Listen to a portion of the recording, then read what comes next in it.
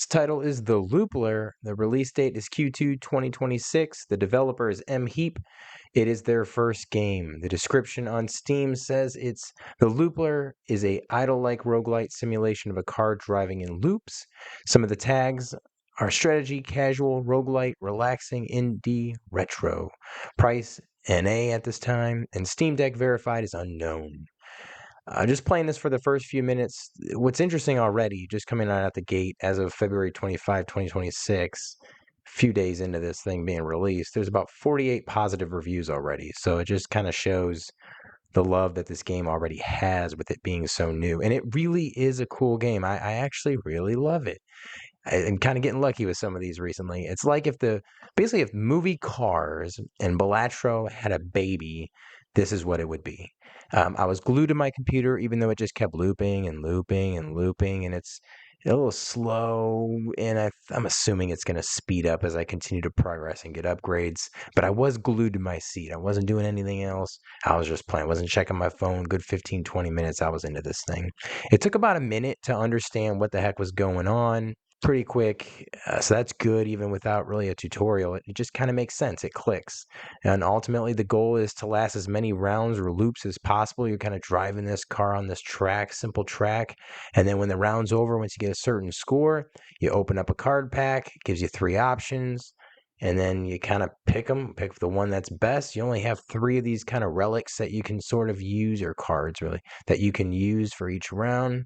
And you can sell them, and you can get a new one, and they kind of upgrade. And then there's a pit stop, which is kind of like your store and your shop that you get to go to every few rounds, where you can buy upgrades, including these little gate things that are actually kind of cool, where there's set gates throughout the track that offer bonuses, and you can kind of use it as a way to get a higher score faster, because ultimately you're lasting as long as the fuel lasts, and so the more fuel you have, the longer you're going to be able to last. So the graphics look great. Again, it's got that Balatro style. I don't think that's getting old anytime soon, although maybe with some people. The sound's horrible, though. I was falling asleep. It's late here, midnight. Is that life, right? But I had to turn my light on to stay up. But none of that matters, because these games, you're usually just playing it while watching TV in the background anyway, so who really cares? The gameplay, is it fun? It's absolutely fun. I want to do more loops. You could call me the Loopler, and I'm already confused because I don't know if it's Looper or Loopler or what the heck, but whatever. It's just a cool game. The upgrades are fun. The gate mechanics seem to offer a lot of different ways to get that score to multiply quickly. So there's your Balatro thing. And I think if you can play around with it, you get that fuel to kind of pick up near at the end. You get that bonus of the score, multiplier effects.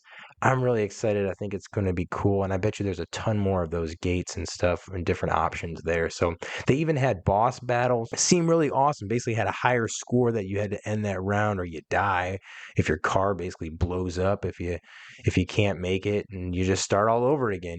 Then you get these meta progression upgrades that you can purchase, and it makes you even better each round and each game or run that you're actually going through. The run was actually pretty quick too.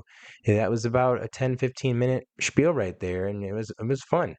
My only complaint, besides the sound, I suppose, is just the moving of the car is a little boring.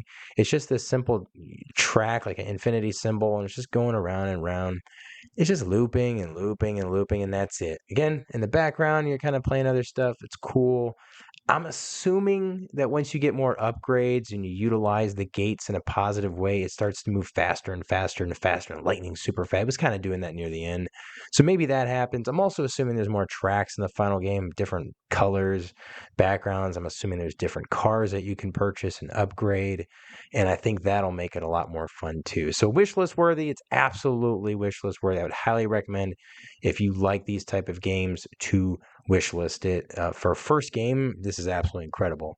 I don't know if it's AI or what this thing, but this is a cool game, and I hope these guys do extremely well. I hope they make more games similar to this.